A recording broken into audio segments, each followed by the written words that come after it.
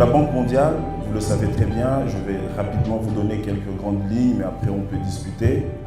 Parce que ce qui nous intéresse aujourd'hui, et ce sur quoi nous avons commencé beaucoup à réfléchir, en fait, nous les avons liés à deux piliers. Le premier pilier, d'abord, on est tout à fait d'accord que nos opérations financières doivent être globales. Ça veut dire qu'on ne peut plus aujourd'hui prétendre lutter contre les maladies et s'arrêter un pays. Nous sommes de plus en plus dans des projets régionaux, parce que nous avons des phénomènes morbides qui montrent justement qu'ils n'ont pas de limite à aller de frontière en frontière. Et donc c'est comme ça que vous verrez que toutes les opérations prenaient le RDC, que vous connaissez bien comme projet du gouvernement financé par la Banque mondiale, le projet MPA, en fait c'est des projets régionaux.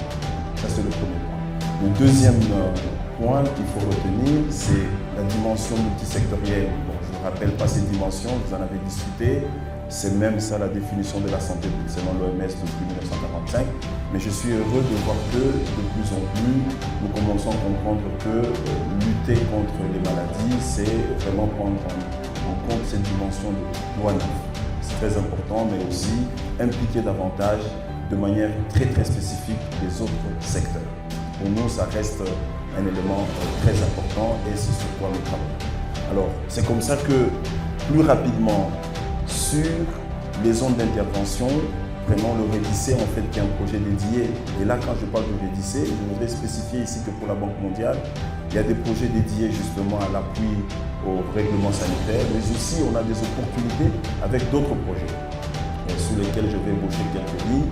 La perspective, c'est déjà d'abord qu'on comprenne que nous avons aujourd'hui pratiquement 7 provinces qui sont prioritaires pour tout ce qui est appui de REDIC. C'est le Kasaï, le Kasaï oriental, c'est le Kwilu, c'est le Kasaï central, vous avez la Chuapa, vous avez la Chopo, vous avez l'Équateur et vous avez le Nord.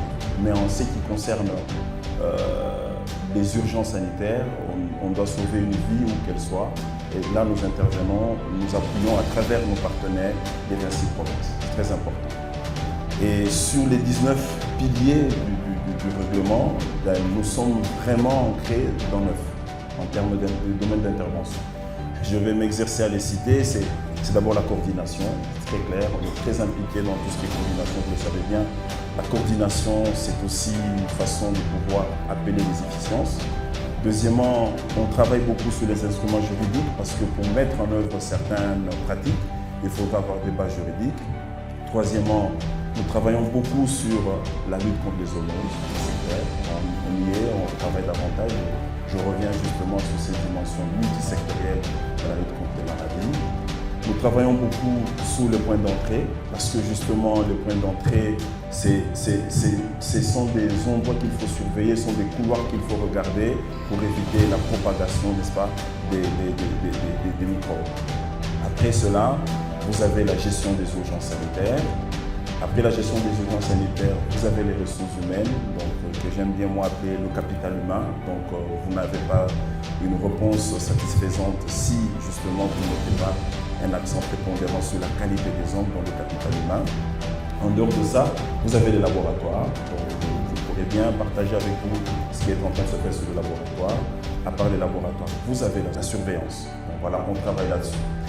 Donc, et ça, c'est très important de le comprendre. Donc, sur les laboratoires, sur les ressources humaines, sur les portes d'entrée, nous avons un accent très prépondérant à travers notamment les systèmes nationaux, mais aussi nous travaillons avec toutes les autres organisations.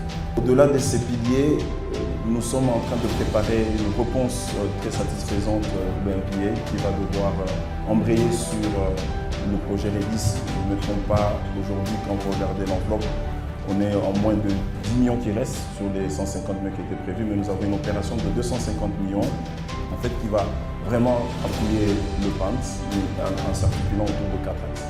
Vous avez tout ce qui est préparation, tout ce qui est détection, tout ce qui est gestion du projet, mais aussi le secteur.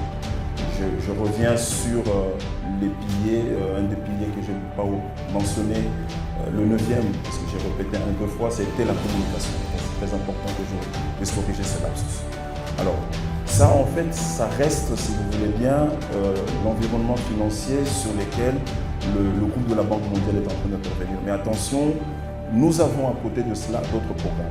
Et ce qui est très important en parlant de l'environnement du financement au niveau du pays en matière de mobilisation de mise en commun d'achat, j'ai insisté sur les autres opportunités. Ce qui est vrai, c'est qu'on se réalise, et ça c'est très important, que si nous investissons davantage dans la prévention, nous diminuons la dépense en santé. Parce qu'en fait, en travaillant davantage sur l'hygiène notamment, sur la prévention de manière plus globale, en fait, c'est qu'on fait ce qu'on va diminuer la guérison. Regardez, la dépense en santé aujourd'hui, elle est plus liée à la réparation. Ça veut dire qu'on a des malades qu'il faut faire soigner, mais si nous investissons en amont en mettant plus dans la prévention, en fait, on a très peu des cas à prendre en charge. Et vous savez très bien, les coûts de prise en charge sont toujours plus élevés que les coûts de prévention. Et je crois que c'est très capital de travailler dans ce modèle. Et notre perspective, c'est de la collaboration avec d'autres partenaires. Nous sommes très convaincus qu'au vu des tailles, au vu des besoins que nous affrontons avec les bénéficiaires devant, nous ne pouvons pas prétendre seuls faire tout le travail. Il faut collaborer avec d'autres partenaires. Et c'est là que je salue notamment toutes les initiatives de collaboration, d'harmonisation, d'alignement, mais aussi de synergie autour des priorités nationales.